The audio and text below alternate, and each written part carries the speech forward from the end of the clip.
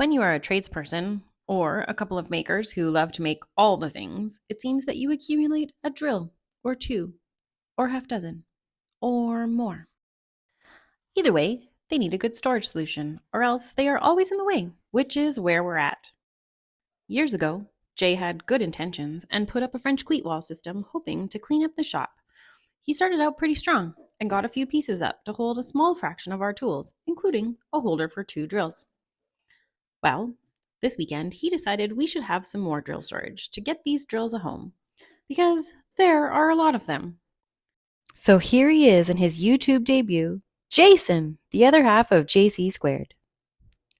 While he is certainly no stranger to YouTube, he is very new to being in front of the camera and the video making process.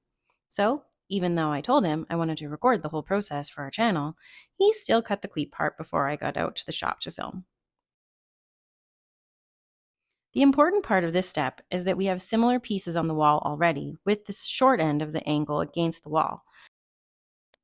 Each storage item needs a cleat on it to hook into those wall pieces. The old saying is, measure twice, cut once, which is a really great rule to follow. However, when you're making things up, it doesn't always work. Either way, he was using the hanger we built before as a template, so he just duplicated those measurements.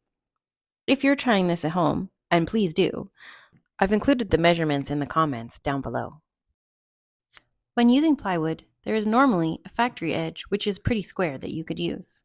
In this case, we're using some scraps from the shop, so Jason cuts a little sliver off the end to square up the board. Then he starts to measure from there.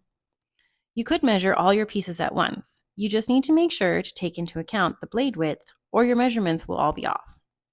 The handy part about making 4 of the same item is the repetitive cuts. You can set up the saw or measurement and just go. You get a whole bunch of pieces cut at the same time, and it makes it a little bit faster. One alternative is to cut and measure and cut and measure.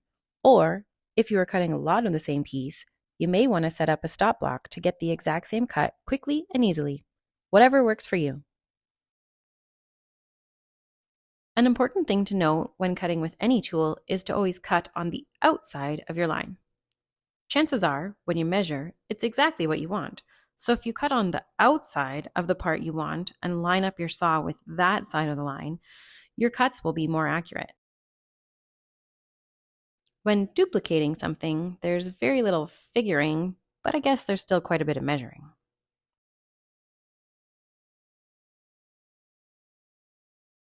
Here, you can see he's using this handy pokey thing. Yes, that's the technical term for it. If you do know the actual name, feel free to put it in the comments. Anyways, it's really fabulous for drilling holes accurately, especially in this case where he's using a hole saw with a pilot bit in the middle.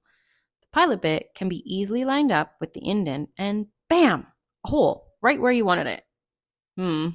Sound a bit like a mobster there. Well, whatever. Moving on. The great thing about woodworking, and let's be real here, pretty much everything in life, is there isn't only one way to do things.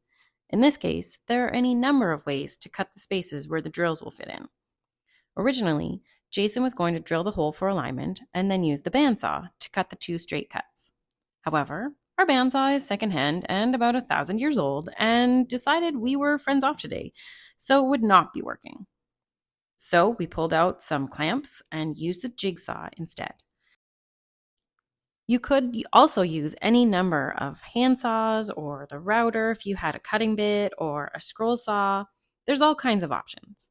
Work with what you have and improvise when you need to. Just be careful. Please watch your fingers. We'd really like them all to stay attached to your hands. Speaking of improvising, Jason routed the edges with a chamfer bit. I finally had to look that up. I always thought it was chamfer bit with a P, but it's not. It's chamfer with an F. Either way, he knocked off the sharp edges, but he still wanted to smooth out the little bump where the circle of the hole meets the straight lines. He thought we had a sander attachment for the drill, which we do, but it was way too big. So he used a file, which was a little rough and not ideal, but it did get the job done, even if it did tear out the plywood a bit on the first hanger. This is one of the dangers of using laminated wood. but these are for the shop and we don't mind the imperfection in here, so it will still hold the drills.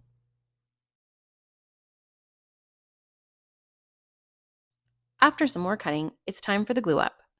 Jason tends to err on the side of too much glue and it can get a little messy. But he's going to put more pieces on there anyway, so it all works out fine in the end.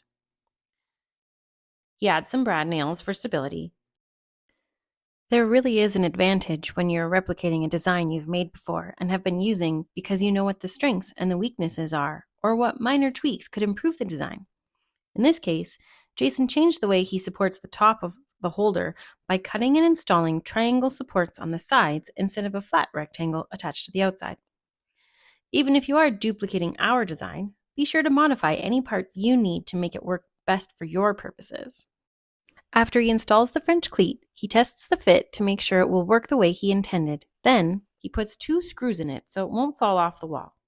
You could just leave it with the glue and the brad nails, but because it's hanging and holding the weight of the drills, the screws provide that extra bit of hold to keep it from loosening or coming apart over time. While this is functional woodworking and not fine woodworking, it's still a good idea to run some sandpaper over the surfaces and edges to remove any splinters, sharp edges, or any other imperfections that may affect the functionality of your item.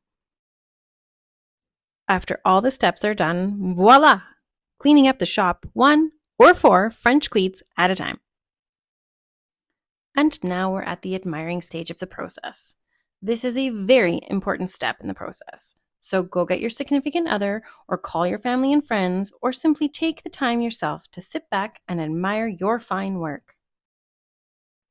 Wow, so nice. Looks great. It's going to be oh so handy. This is the part of the video where I'm supposed to tell you we'd really appreciate your support, so don't forget to like and subscribe. But if you're here watching this, I'm sure you know the drill. See what I did there? A video about drills? Well, if nothing else, I think I'm funny. So after all that, I really hope you already did that, and so I don't have to say it again, because that just seems silly. Ciao for now.